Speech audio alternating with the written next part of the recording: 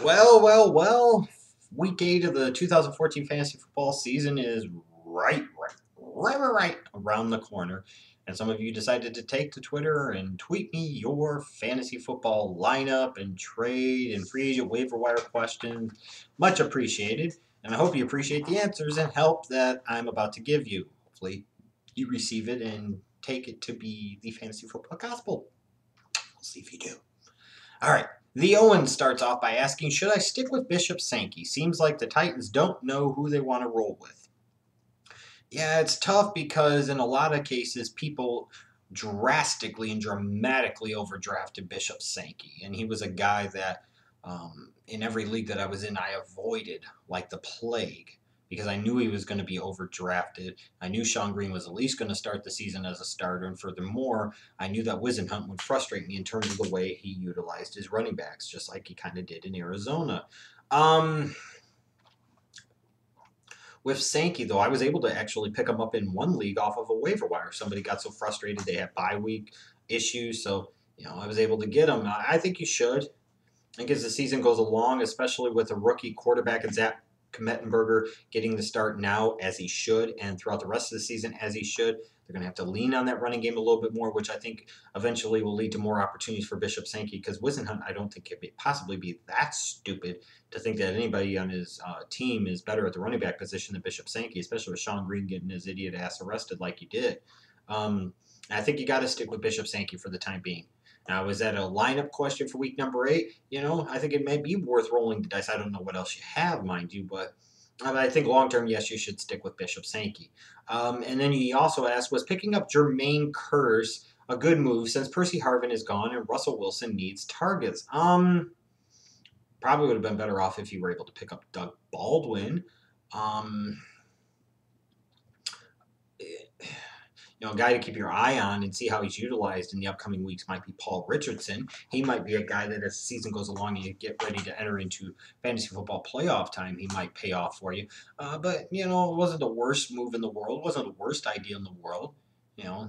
Curse and Wilson at least have somewhat decent chemistry, so he's going to get opportunities. He's going to get targets. So, why not roll the dice? Now, were there better wide receivers on your waiver wire? Again, I don't know, but it wasn't the worst move in the world. I understand your thinking, and I don't totally disagree with it.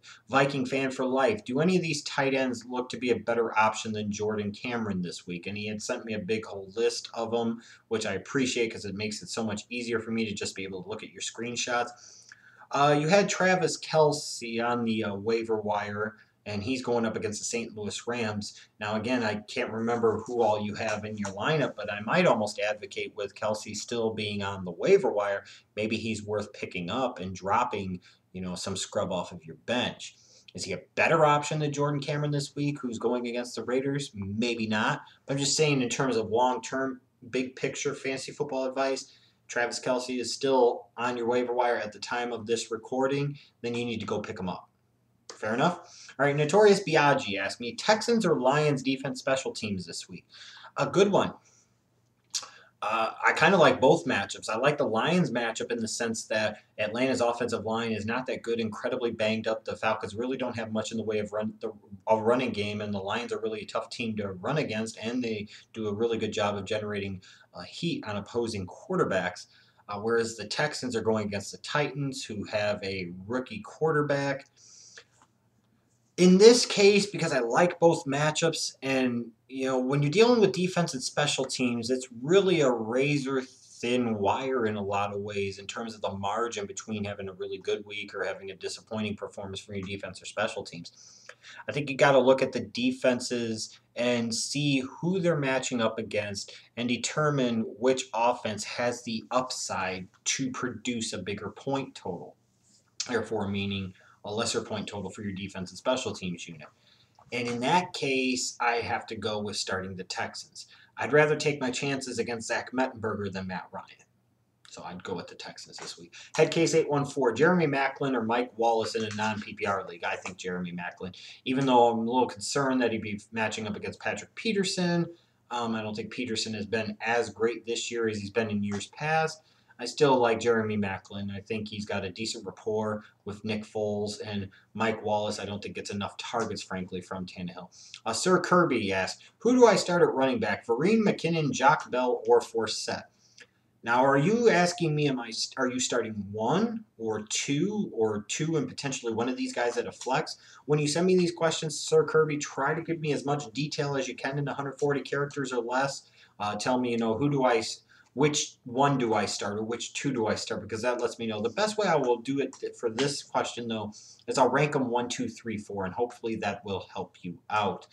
I will go with McKinnon 1 against Tampa Bay, Jacques Bell 2 against Atlanta, Forsett 3, no, Vereen 3 against Chicago, and then Forsett 4 against Cincinnati. So in terms of the priorities, McKinnon, Bell, Vereen, Forsett.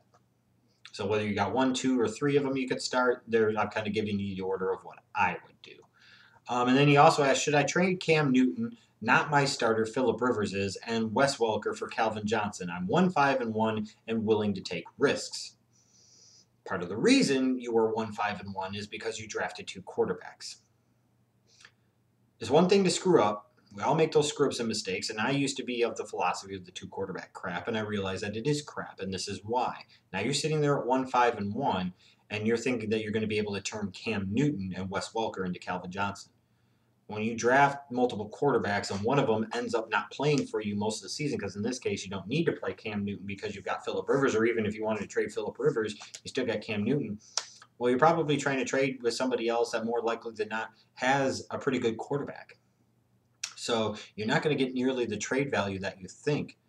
In order to get Calvin Johnson, realistically, you would have to trade Cam Newton and a pretty decent running back or wide receiver. And do you really want to do that when you're 1-5-1?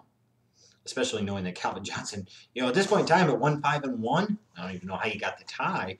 At 1-5-1, you need all the help you can get, and you need guys that can put up points right now. You don't have the opportunity or the ability, I don't think, to wait a few weeks for Calvin Johnson to come back to form, because by that point in time, your season's going to be over.